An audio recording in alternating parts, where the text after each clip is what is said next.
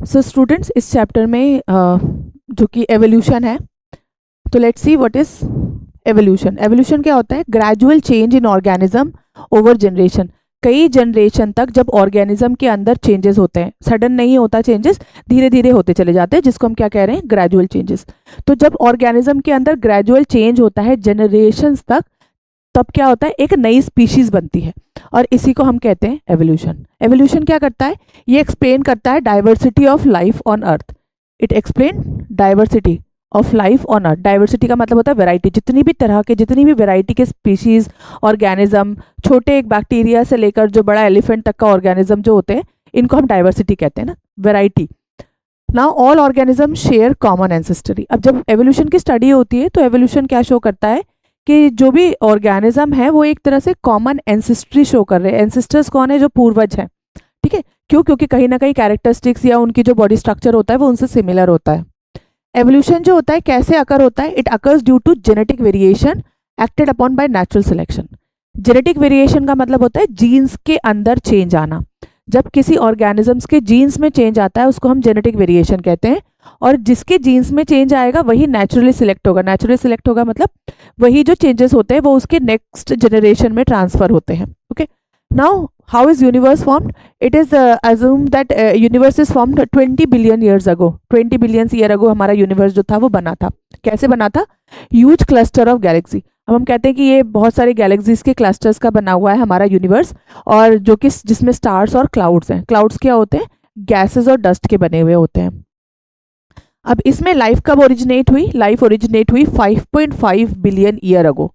ठीक है, कहाँ ओरिजिनेट हुई? इसी जो हमारा यूनिवर्स है इसके मिल्की वे गैलेक्सी के अंदर लाइफ ओरिजिनेट हुई। It is not exact, it is around 4 to 4.5 billion year अगो के बीच में लाइफ ओरिजिनेट हुई। उस टाइम पे क्या था? अर्थ जो था it was a very small part of the vast universe. पूरे यूनिवर्स का एक छोटा सा पार्ट है हमारा अर्थ, ठीक है, जो ओरिजिनेट हुआ है from the big bang theory. Big bang के थ्रू ओरिजिनेट हुआ। बिग बैंग्स मतलब बहुत एक बड़ा सा धमाका हुआ होगा जिसकी वजह से अर्थ ओरिजिनेट हुआ हमारा। Now after the big bang the universe expanded and hydrogen and helium condense. अब इसमें बताया कि कैसे फॉर्म हुआ होगा। मेटेराइट जो है वो आपस में टकराए होंगे, एक बड़ा सा बैंग हुआ, धमाका हुआ होगा, और जो गैसेस थी उस टाइम पे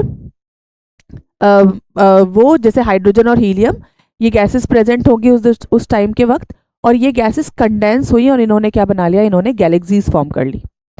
now what was the earth early condition? Earth के बनने के बाद में जो अर्थ की कंडीशन कैसी थी? कोई फ्री ऑक्सीजन नहीं था अर्थ पे, मतलब ऑक्सीजन तो था but it was not a free oxygen कि कोई उसको यूज अप कर सके।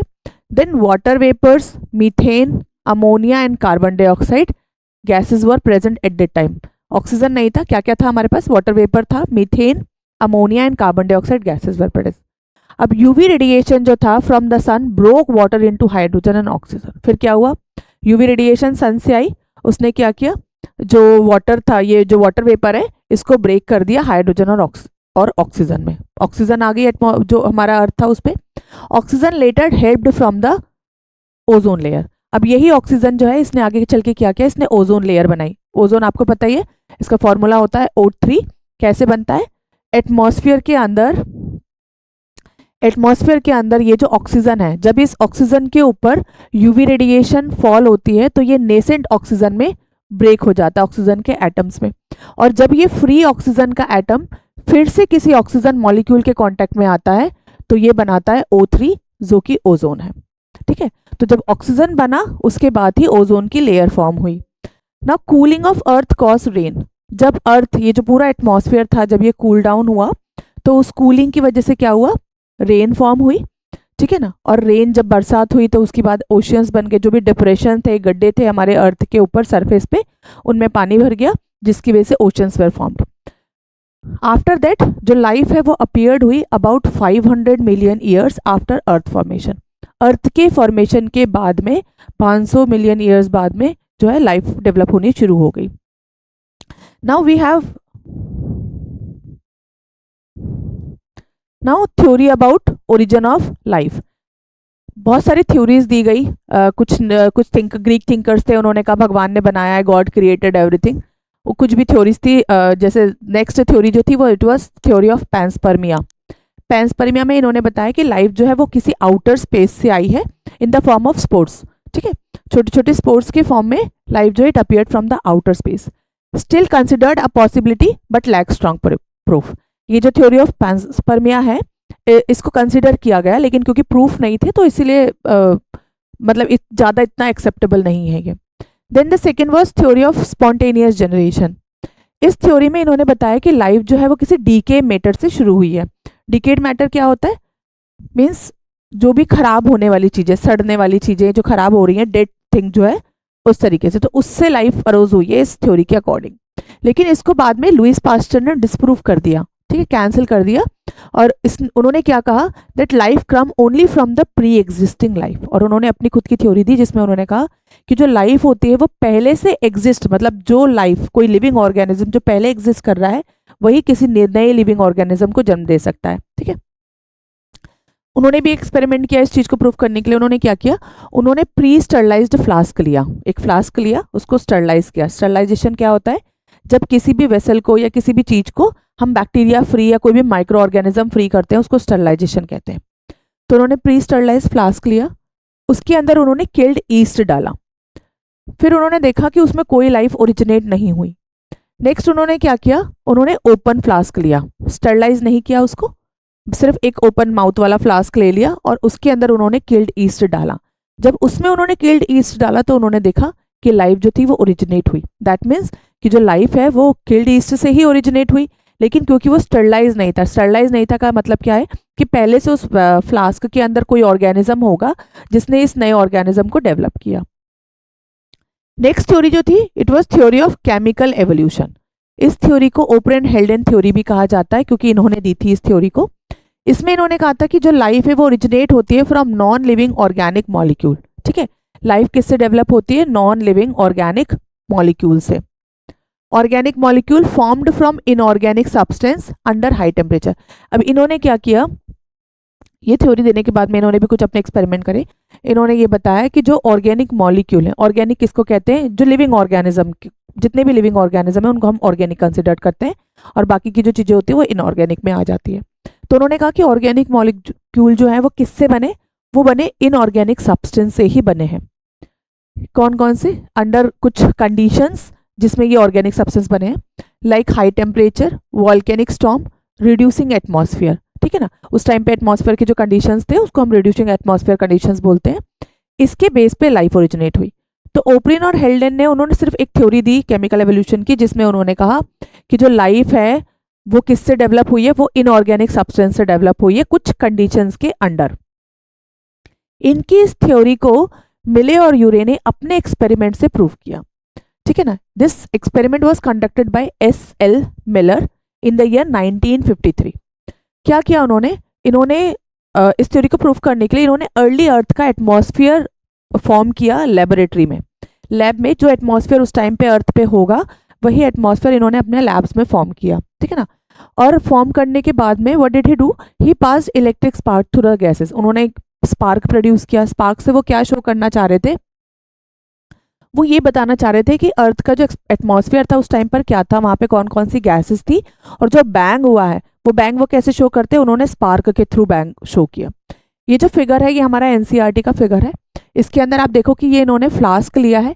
इस फ्लास्क के अंदर इन्होंने वो गैसेस फिल करी जो उस टाइम पर उन्होंने अज्यूम किया था कि होगी, लाइक अमोनिया, मीथेन, वाटर और हाइड्रोजन गैस, ओके। और फिर उन्होंने इसमें 2 इलेक्ट्रोड फिट करे स्पार्क को शो करने के लिए, ठीक है ना। और इसको इन्होंने कनेक्ट किया to a condenser, boiling water और वैक्यूम पंप से, ये शो करने के लिए कि वहां पर उस टाइम पे मतलब सारी जो क्राइटेरिया हमने पढ़ा है, टेम्परेचर, वो सारा इसमें उन्होंने प्रोवाइड किया। प्रोवाइड करने के बाद में उन्होंने क्या किया, जब इन्होंने ये जब इसमें स्पार्क डेवलप किया तो स्पार्क की वजह से क्या हुआ कि जितनी भी गैसेस थी ये सब आपस में मिक्सअप हो गई। मिक्स होने के बाद में जब ये गैसेस कंडेंस हुई आफ्टर 1 वीक, 1 हफ्ते के बाद में जब ये सारी गैसेस कंडेंस हुई तो इन्होंने इस वाटर के अंदर, इस कंडेंसर में इन्हें क्या मिले? इनऑर्गेनिक मॉलिक्यूल मिले। और ये जो इनऑर्गेनिक मॉलिक्यूल है ये क्या करते हैं? ये लाइफ को सपोर्ट करते हैं। This was explain by SL. Miller, okay.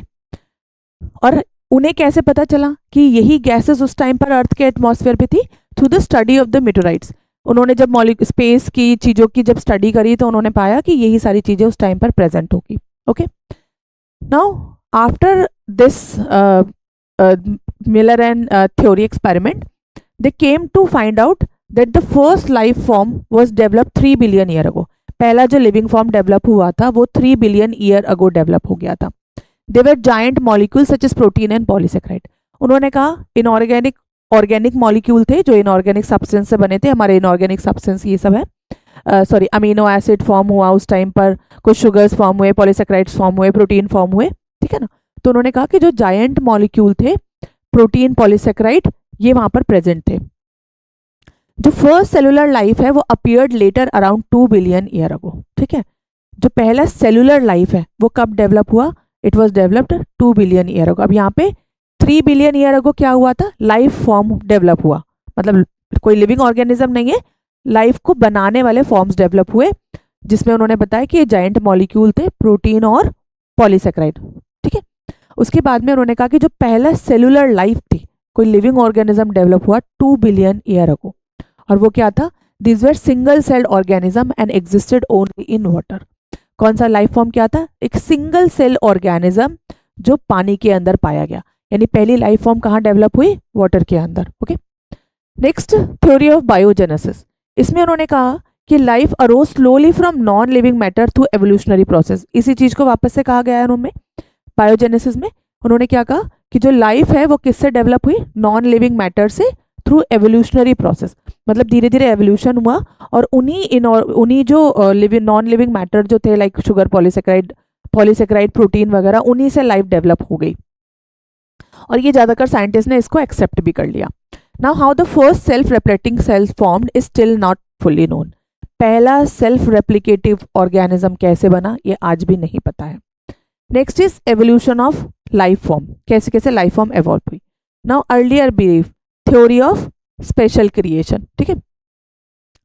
इस थ्योरी में इन्होंने कहा कि all species were created at once, ठीक है। स्पेशल क्रिएशन की थ्योरी ने में कहा कि जितनी भी स्पीसीज है वो एक बार में बना दी गई, कोई चेंज नहीं होता डाइवर्सिटी में। Then earth is only 4000 year old, earth जो है वो सिर्फ 4000 साल पुरानी है। This ideas were challenge in the 19th century, लेकिन ये जो थ्योरी है इसको चैलेंज किया गया 19th सेंचुरी में। Next the contribution of Charles Darwin. Charles Darwin based on observation during his sea voyage. जब चार्ल्स डार्विन अपने सी वोएज पे था और जो उसकी शिप था उसका नाम था HMS बीगल। सी वोएज मतलब अपने समुद्र के भ्रमण पे था वो, ठीक है ना। तो डार्विन ने कहा कि प्रेजेंट ऑर्गेनिज्म जो है show similarity with past organism. उन्होंने कहा कि जो आज ऑर्गेनिज्म प्रेजेंट होते हैं वो कहीं ना कहीं सिमिलैरिटी शो करते हैं पुराने ऑर्गेनिज्म, उन्हीं की तरह होते हैं ये। हालांकि कुछ स्पीशीज जो हैं वो एक्सटिंक्ट हो चुकी हैं, बहुत सारी स्पीशीज एक्सटिंक्ट हो गई है, लेकिन फिर भी हम सिमिलैरिटी शो करते हैं पुराने ऑर्गेनिज्म से।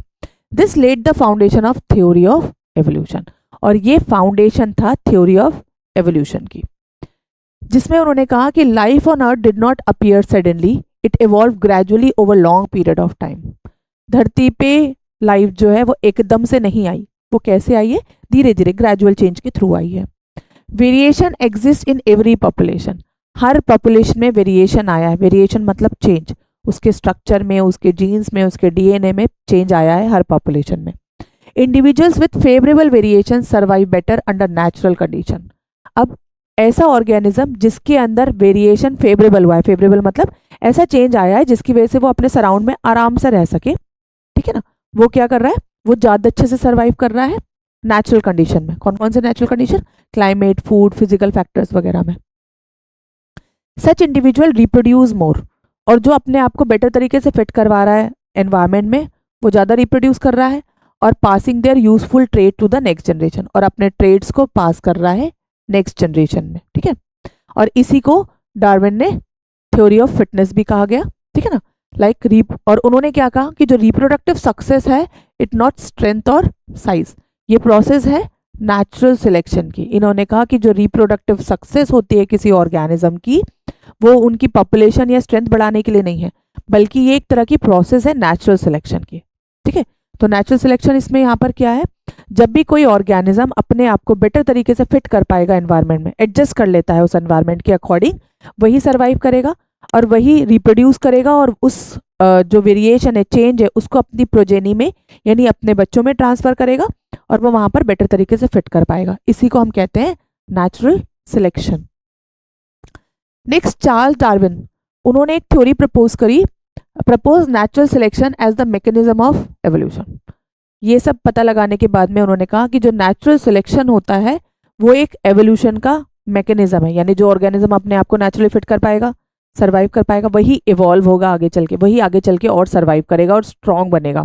ठीक है।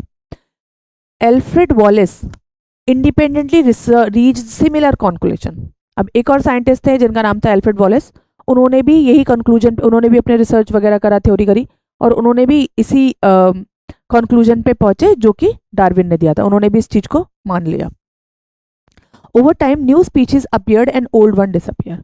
अब उन्होंने ये भी कहा कि टाइम के बाद, मतलब जैसे जैसे टाइम आता गया, बढ़ता गया, वैसे वैसे क्या हुआ कि जो पुरानी स्पीशीज है वो क्या हुई, वो डिसअपियर हो गई, गायब होती चली गई और नई स्पीशीज फॉर्म होती चली गई। All living organism share common ancestor but they existed eight different geological time.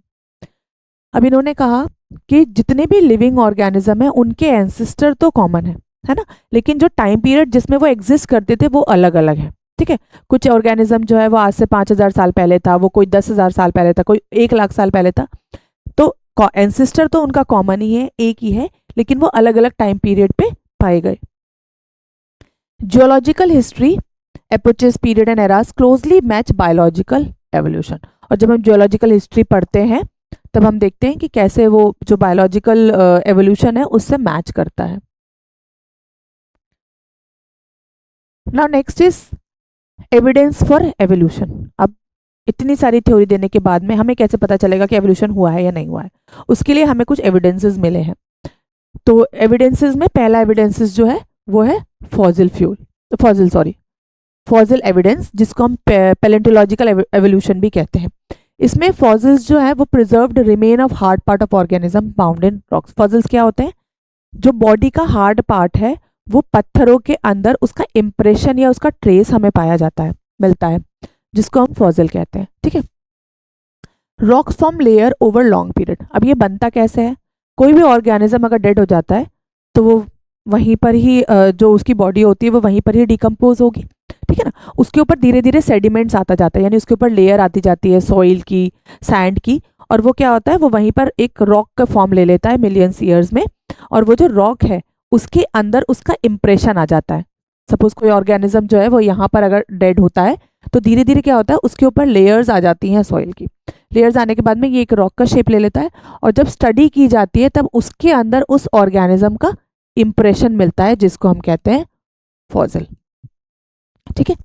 Now different rock layer contain fossil of organism that live during that time. ठीक है ना। जब रॉक की जो अलग अलग लेयर्स होती हैं उन अलग अलग लेयर्स में अलग अलग टाइम के ऑर्गेनिजम्स मिलते हैं। कई बार एक ही रॉक में 2 या 3 तरह के ऑर्गेनिज्म मिल जाते हैं, कई बार एक रॉक में एक ही तरह का ऑर्गेनिज्म मिलता है। तो दैट डिपेंड्स कि कब कोई ऑर्गेनिज्म जो है उसका फॉसिल कब फॉर्म होना शुरू हुआ है और वो उस किस टाइम पर उसकी डेथ हुई थी।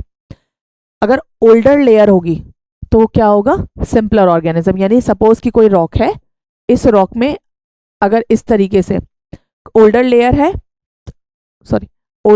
है तो दिस मीन्स कि जो ऑर्गेनिज्म है वो सिंपलर टाइप का होगा, क्योंकि उस टाइम पे इतना एवोल्यूशन हुआ नहीं था। और न्यूअर लेयर है, that means the organism is more complex. क्यों, क्योंकि उसमें एवोल्यूशन हुआ था। Then some fossil resemble modern organism, other represent extinct form. अब कुछ फॉसिल ऐसे भी हैं जो मॉडर्न ऑर्गेनिज्म को रिजेंबल करते हैं, उन्हीं की तरह दिखाई देते हैं जो आजकल ऑर्गेनिज्म प्रेजेंट है। कुछ फॉसिल्स ऐसे भी हैं जो ऐसे ऑर्गेनिज्म को रिप्रेजेंबल करते हैं जो एक्सटिंक्ट हो चुके हैं। फॉर एग्जाम्पल डायनासोर एक्सटिंक्ट हो गया, लेकिन आज भी कई बार ऐसे फॉसिल्स मिलते हैं जो कि इनको रिजेंबल करते हैं। अब फॉसिल हमें क्या शो करते हैं, that life form change over time. जब हम फॉसिल की स्टडी करते हैं तो हमें ये पता चलता है कि जो लाइफ फॉर्म है वो हर टाइम पीरियड के बाद में चेंज हुई है। New species arose at different geological periods, कि जो नई स्पीशीज है वो कब बनी, अलग अलग जियोलॉजिकल पीरियड्स में। Then fossil age is determined using radioactive dating. Carbon dating के थ्रू हम फॉसिल की एज फाइंड आउट करते हैं, है ना। हर बॉडी जो है, हमारी बॉडी में कार्बन प्रेजेंट होता है जो धीरे धीरे बॉडी से रिलीज होता है, तो उस कार्बन की डेटिंग के through we can find out the age of the fossil. Then next is, तो ये था हमारा paleontological evidence based on the fossil. Then second is comparative anatomy and morphology. जब हम एनाटॉमी को और मॉर्फोलॉजी को स्टडी करते हैं तब भी हम क्या करते हैं, हम किसी जो ऑर्गेनिज्म है उसका एवोल्यूशन का एविडेंस फाइंड आउट कर सकते हैं। Now compare body structure of present day and past organism. कैसे करेंगे, जो आज जो ऑर्गेनिज्म प्रेजेंट है और जो ऑर्गेनिज्म पहले प्रेजेंट थे उनके हम क्या करते हैं, बॉडी स्ट्रक्चर की स्टडी करते हैं। ये क्या करता है, ये हमें डिटरमाइन करने में हेल्प करता है whether organism share a common ancestor. Body structure को देख के हम डिटरमाइन कर सकते हैं कि इनके कोई कॉमन एंसेस्टर थे या नहीं। For example four limb of whale, bat, चीता एंड ह्यूमन। फोर लिम्स किसको कहते हैं, जो हमारे हाथ है, ठीक है ना। तो जो व्हेल, बैट, चीता और ह्यूमंस, इनके फोर लिम्स हैं, सबके अलग अलग है। व्हेल जो है इट इज़ अ फिश, आपको पता ही है, तो उसके फोर लिम्स हमारे जैसे तो होंगे नहीं, लेकिन ये भी फोर लिम्स ही हैं। बैट के फोर लिम्स जो होते हैं उसमें आपने देखा होगा कि जो ऐसे उड़ने के लिए ऐसे फिंगर्स होती है, उसके ऊपर स्किन फोल्डेड होती है। देन चीता और humans. Now this four limb perform different function, have similar internal structure. अब ये चारों ऑर्गेनिज्म के फोर लिम्स जो हैं वो क्या करते हैं, फंक्शन तो अलग अलग करते हैं, लेकिन अगर हम इनको डिटेल में स्टडी करें तो जो स्ट्रक्चर होता है ह्यूमन के फोर लिम्ब, लाइक हमारे रेडियस है, अल्ना है, कार्पल, मेटाकार्पल, सेम यही चीज़ें इनके फोर लिम्स में भी पाई जाती हैं, लेकिन फंक्शन डिफरेंट है। ओके, लाइक वेल स्विमिंग के लिए, बैट अपना फ्लाइंग के लिए, चीता रनिंग के लिए, human we use our four limb for different purposes. Okay, तो ये क्या है, और इस तरह के ऑर्गेनिज्म को हम क्या कहते हैं, होमोलॉगस ऑर्गन्स। ठीक है, यानी जो स्ट्रक्चर है वो सेम है लेकिन फंक्शन अलग अलग है, एज पर द नीड के अकॉर्डिंग फंक्शन बदल गया है ऑर्गेनिज्म का। ठीक है, और इस तरह के ऑर्गन को हम कहते हैं होमोलॉगस ऑर्गन। ठीक है ना, ये इंडिकेट करता है डाइवर्जेंट एवोल्यूशन को। डाइवर्जेंट एवोल्यूशन मतलब अपनी अपनी नीड के अकॉर्डिंग जो अपने बॉडी के पार्ट्स हैं उसको अलग अलग तरीके से यूज करना शुरू कर दिया है। ठीक है ना, और common ancestry, this shows that we have common ancestor. Divergent evolution when the same structure evolve in different direction due to adaptation in different needs। Same structure को हम क्या कर रहे हैं, अलग अलग नीड्स की वजह से उसको अलग अलग डायरेक्शन में यूज कर रहे हैं, इसको हम डाइवर्जेंट एवोल्यूशन कहते हैं। Now another example is vertebrate heart and brain, then thorn of bougainvillea and tendril of cucurbita. Same structure but different function. जो हार्ट होता है इसका अलग फंक्शन होता है पंपिंग के लिए, ब्रेन जो होता है वो सेंट्रल और जो है नर्वस सिस्टम का पार्ट है। Then thorn of bougainvillea and tendrils of cucurbita. Bougainvillea जो है वो प्लांट है, थॉर्न मीन्स कांटे, और कुकुरबिटा जो प्लांट है उसकी टेंड्रिल्स जो बेल होती है जो उसको सपोर्ट के लिए प्रेजेंट होती है, रैप करने के लिए, दूसरे अपने आप को क्लाइम करने के लिए। Okay, then next is family tree of dinosaurs. The figure is given in the NCERT book 7.2। ये जो डायग्राम है ये शो करता है that family tree of dinosaur and then living modern counter part.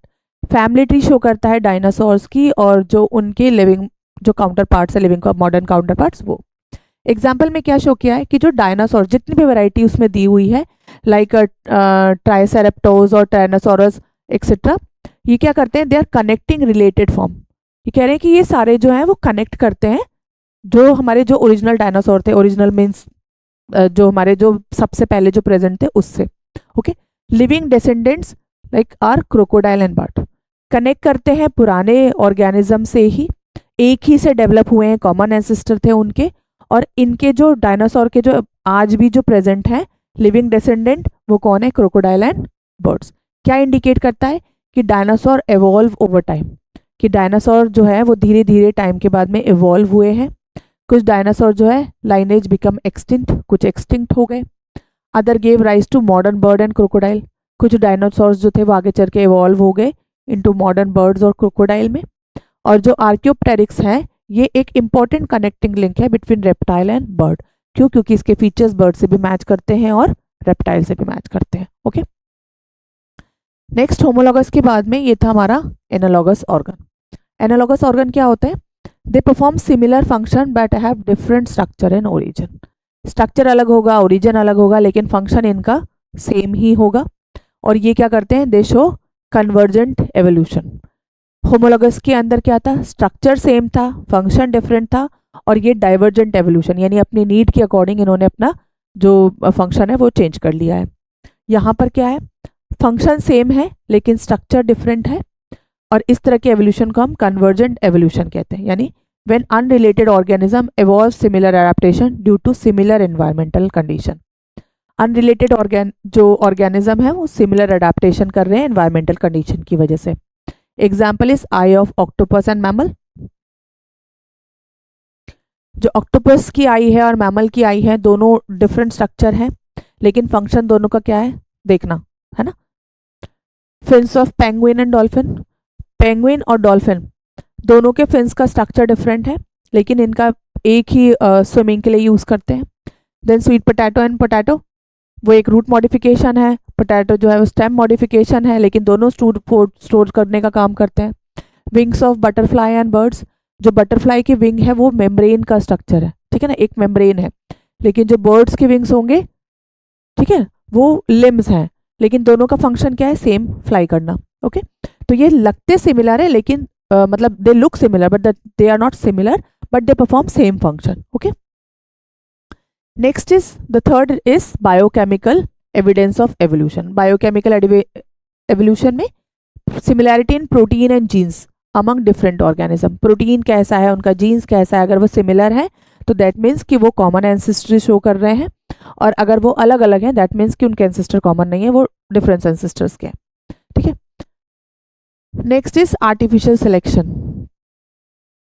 अब ह्यूमन जो है वो सिलेक्टिव करते हैं प्लांट ब्रीड को, एनिमल ब्रीड को अपने डिफरेंट सेक्टर्स के लिए, like agriculture, horticulture, sports, security वगैरह के लिए। एग्जाम्पल डिफरेंट डॉग ब्रीड्स, हम अलग अलग डॉग ब्रीड्स का यूज़ करते हैं। ये आर्टिफिशियल सिलेक्शन है, मतलब जो क्वालिटीज़ हमें चाहिए दो वेराइटीज़ में से हम उस क्वालिटी को लेकर और उसको एक स्पीशीज़ में मिक्स करके हम एक नई वेराइटी डेवलप कर लेते हैं। ठीक है, नेक्स्ट इज इंडस्ट्रियल मेलेनिज्म। अब इंडस्ट्रियल मेलेनिज्म जो है ये एग्जाम्पल है एवोल्यूशन ऑफ नेचुरल सिलेक्शन। इसमें इन्होंने क्या कहते हैं, इन्होंने स्टडी करी थी पेपर्ड मॉथ को इंग्लैंड में, जो कि नॉन पोल्यूटेड एरिया था बिफोर इंडस्ट्रियलाइजेशन। जब इंडस्ट्रीज नहीं थी इंग्लैंड में तब उस टाइम पे जो एरिया था वो बिल्कुल नॉन पोल्यूटेड था। नॉन पोल्यूशन की वजह से जो ट्री के ट्रंक्स थे, जो पेड़ था, जो ट्री का ट्रंक था, जो पेड़ के ऊपर का जो ट्रंक होता है वो लाइट कलर का था ड्यू टू लाइकेन। लाइकेन जो है they are good pollutant indicators. ये वहीं ग्रो करते हैं जहाँ पोल्यूशन नहीं होता है। उस टाइम पे इंडस्ट्रीज तो थी नहीं, तो पोल्यूशन भी नहीं था, जिसकी वजह से ट्री के ऊपर की जो बाग थी वो कैसी थी, वो लाइट कलर की थी, क्योंकि उस पर लाइकेन की ग्रोथ थी। अब वहाँ पर दो तरह की मौत पाई जाती थी, व्हाइट विंग्ड मॉथ और डार्क विंग मॉथ। मॉथ क्या है, वो जंगली तितली जो आपने घर में अपने ट्यूबलाइट के पास देखी होगी, वो मॉथ है। एनसीईआरटी में पिक्चर दी हुई है। ये जो व्हाइट विंग मॉथ थी, ये क्या करते थे, ये लाइट कलर की ट्रंक के ऊपर कैमोफ्लॉज हो जाती है। कैमोफ्लॉज मतलब उस पर दिखाई नहीं देती, अपने आप को उसमें छुपा लेती हैं, ठीक है ना। तो और जो white wing moth survive and were more in numerous. अब क्योंकि वो दिखाई नहीं देती थी तो जो प्रीडेटर्स थे वो उनको देख नहीं पाते थे, उनको खा नहीं पाते थे, जिसकी वजह से क्या था, वो ज़्यादा सर्वाइव कर रही थी, उनके नंबर्स जो थे वो ज़्यादा थे। आफ्टर इंडस्ट्रियलाइजेशन, जैसे से इंडस्ट्रीज सेटअप हुई, वहाँ पे इंडस्ट्रीज की वजह से पोल्यूशन आना शुरू हुआ, और पोल्यूशन की वजह से जो इंडस्ट्री से जो स्मोक और जो शूट निकलता था, धुआं जो निकलता था, उसकी वजह से जो ट्री के ऊपर का ट्रंक था वो डार्क होना शुरू कर गया, ठीक है ना। और पोल्यूशन जो होता है वो लाइकेन को भी किल कर देता है, ठीक है ना। Now tree trunk became dark, tree की ट्रंक जो थी वो डार्क हो गई। डार्क होने की वजह से क्या हुआ, अब जो व्हाइट विंग मॉथ थी वो इजीली विजिबल होने लगी उसके ऊपर, डार्क ट्रंक के ऊपर, तो वो प्रेडेटर्स जो थे वो उनको ज़्यादा कंज्यूम करने लगे।